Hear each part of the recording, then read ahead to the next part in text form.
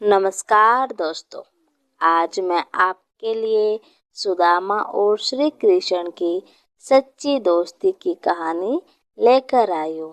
आइए वीडियो को शुरू करते हैं। एक बार की बात है, एक छोटे से गांव में मिट्टी और फूस की छोटी सी कुटिया में सुदामा रहते थे। वह बहुत ही गरीब ब्राह्मण थे, लेकिन उनका हृदय बहुत ही पवित्र और साफ था। उनके सच्चे मित्र थे द्वारका के राजा भगवान श्री कृष्ण। सुदामा और श्री कृष्ण दोनों ने ही गुरु संदीपन ऋषि के आश्रम में पढ़ाई की थी। श्री कृष्ण चंचल और निडर थे। सुदामा सरल और शांत स्वभाव के थे। एक दिन गुरु माता ने दोनों को जंगल में लकड़ियां लाने भेजा। तभी बारिश शुरू होने लग गई। सुदामा के पास थोड़े से चने थे, जो गुरु माता ने उन्हें खाने के लिए दिए थे। भूख लगने पर भी सुदामा ने चने नहीं खाए, क्योंकि वह गुरु की भेंट थी। सुदामा ने सोचा, ये चने गुरु माता की भेंट है, इन्हें संभाल कर ही रखना चाहिए।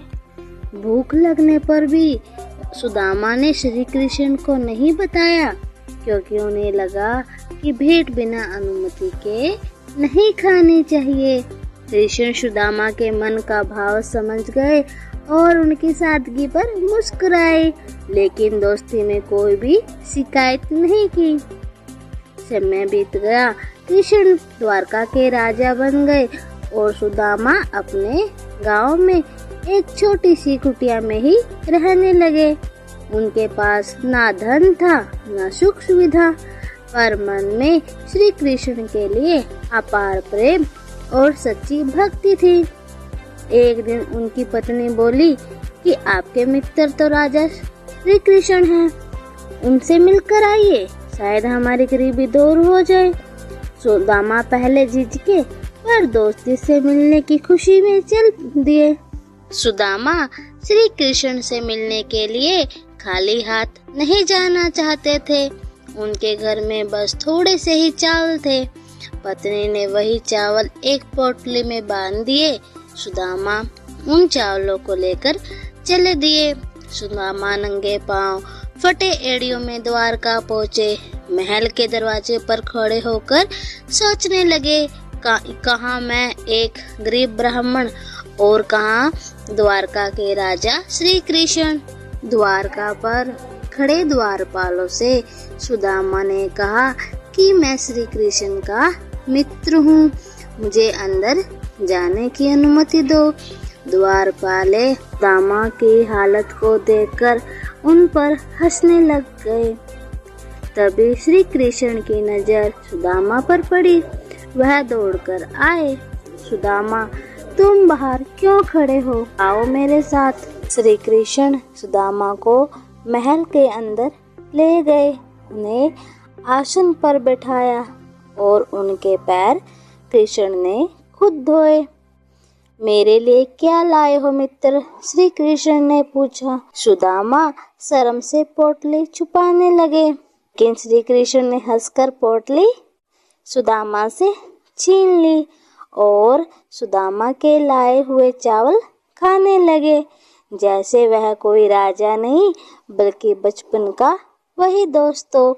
सुदामा कुछ मांगे बिना ही अपने गांव वापस लौट गए, लेकिन जब वह वहां पहुंचे तो कुटिया की जगह बहुत सुंदर घर बना हुआ था। सुदामा के घर और सुदामा की नगरी बिल्कुल ही बदल गई थी। उनमें धन, धान्य, वस्त्र और सुख सब मौजूद था। ये सब सुदामा देखकर उसकी आंखें भर आई और वह बोले, हे मित्र, तुमने बिना मांगे ही सब दे दिया। तुम सच्चे मित्र हो। दोस्ती में धन नहीं, भाव सबसे बड़ा होता है। भक्ति और प्रेम से भगवान को भी प्रसन्न किया जा सकता है।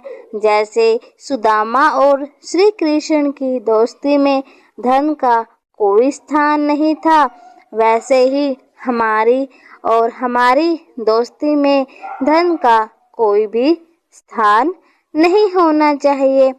सच्चा मित्र वही होता है जो मुसीबत के समय अपने दोस्त का साथ दे। आज इस कहानी से हमें यह सीख मिलती है कि मुसीबत के समय अपने मित्र का साथ नहीं छोड़ना चाहिए। ऐसे ही मज़ेदार वीडियो के लिए चैनल को लाइक, शेयर और साथ में बेल आइकन के बटन को दबाना न भूलें। बोलो राधे।